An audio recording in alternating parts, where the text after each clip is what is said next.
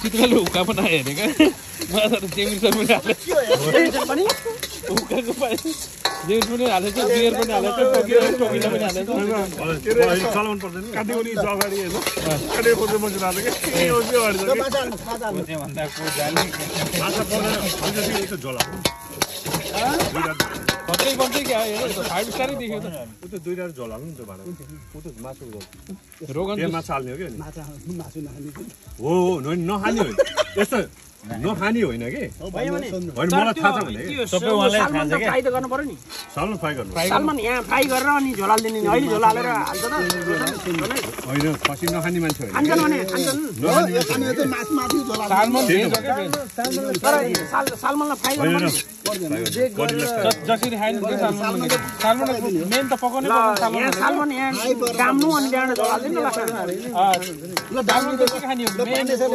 salmon त्यतिकै खाने healthy मान्छेले खाने हो के जिम गर्ने हो यता त हैन यस्तो मान्छेले यही तेलमा सालमन हाल्नु अनि लास्टमा झोला दिनु के टचा पर्दैन अनि तेल हालेर नखाने होइन कि पानी सर होइन मलाई थाहा छ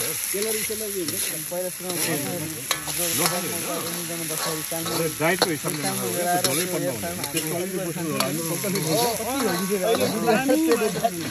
भन्नु हुँदैन अहिले यो सबभन्दा मिठो हुन्छ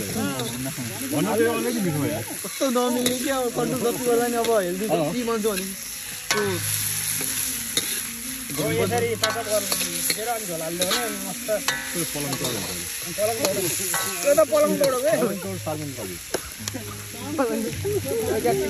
भाइरल थियो नि एउटा केटी एउटा नेपाली केटी पलङ तोड हो के अरे चिकन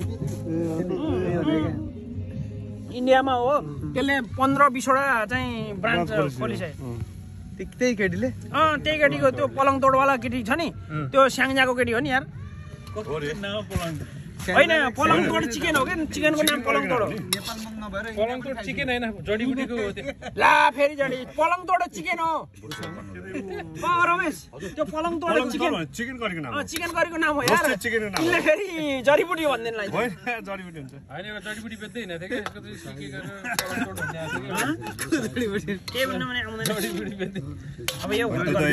पर्यो होला भन्ने नि हैन साइमनमै हालेकै छैन भन्नु न यार सलमान पनि खसे जस्तो बोसाउने कस्तो आउँदो रहेछ है त्यो हाले भन्नु त्यो त बोल्नै भयो नि कसो हल्ला गर्नु पानी हाल्नु भन्ने हो त्यो झरिसक्यो अरू सालमा नै छैन के हो विकल्पै छैन नि तपाईँले कसैले टोमेटो हाल्यो टोमेटो यति सालमा चाहिँ किन यो चाहिँ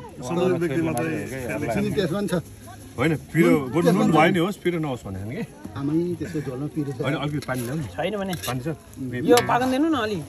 प्यानमा अलिकति पानी थापेर ल्याउनु न यो झोल हाल्नुपर्छ कि अहिले झोल हाल्ने झोल हाल्नु त्यो त उमाल्दैपछि गलिहाल्छ एकैछिन त्यो मात्रै त्यहाँ नै ल्याउनु न